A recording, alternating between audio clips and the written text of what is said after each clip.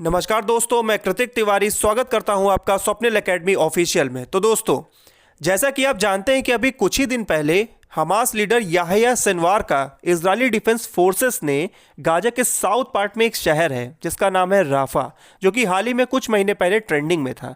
तो वहां पर इजरायली डिफेंस फोर्सेस ने मिलिट्री ऑपरेशन के दौरान सिनवार को मार दिया था, जिसका इजराइल ने प्रॉपर एक वीडियो भी जारी किया है। दोस्तों, मैं जब आईडीएफ बोलूं तो आप समझ जाइएगा कि मैं बात कर रहा हूं इजराइल की डिफेंस फोर्सेस की।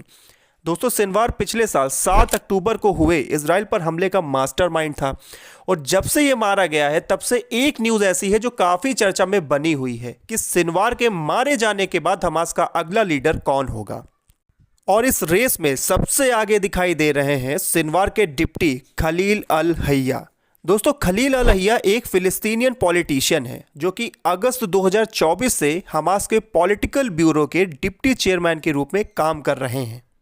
दोस्तों, ये गाजा पट्टी को बहुत अच्छी तरह से जानते हैं क्योंकि ये 2006 से गाजा पट्टी के रिप्रेजेंटेटिव के रूप में फिलिस्तीन के लेजिस्लेटिव काउंसिल के लिए भी चुने गए थे। दोस्तों, इससे पहले इजराइल और हमास के बीच जितनी बार भी सीज फायर को लेकर बात हुई है, ये हमास के रिप्रेजेंटेटिव ग्रुप की अगुवाई करते थे। कई बार दोनों के बीच में सीज फायर को लेकर बात हुई, लेकिन उसका कोई फ़ायदा नहीं निकला क्योंकि दोनों यानी हमास और इजराइल एक दूसरे की शर्त मानने को तैयार ही नहीं है। हमास इजराइल के सामने शर्त रखता है कि इजराइल जो है वो मिलिट्री ऑपरेशन बंद करके गाजा से पूरी तरह से पीछे हटे और जो भी अदर कंट्री से गाजा के सिविलियंस के लिए हेल्प आ रही है उसको रोकने का प्रयास ना करे।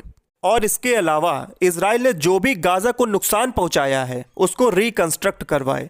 दोस्तों, इजराइल इनमें से एक भी शर्त मानने को तैयार नहीं है, बल्कि इजराइल हमास के सामने अपनी ये शर्त रखता है कि सीज फायर तभी होगा जब हमास इजराइल के सामने पूरी तरह से सरेंडर करेगा, और हमास सरेंडर करने को तैयार नहीं है।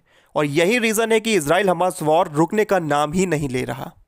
दोस्तों, अब देखना यह है कि हमास अपना नया लीडर जिस किसी को भी बनाता है वो इस वॉर को रोकने का प्रयास करेगा या फिर और ज़्यादा एग्रेसिव होकर इजराइल पर अटैक करेगा। दोस्तों, इस पूरी खबर पर आपकी क्या राय है कमेंट बॉक्स में जरूर बताइएगा और वीडियो अच्छी लगी हो तो चैनल को सब्सक्राइब कीजिएगा।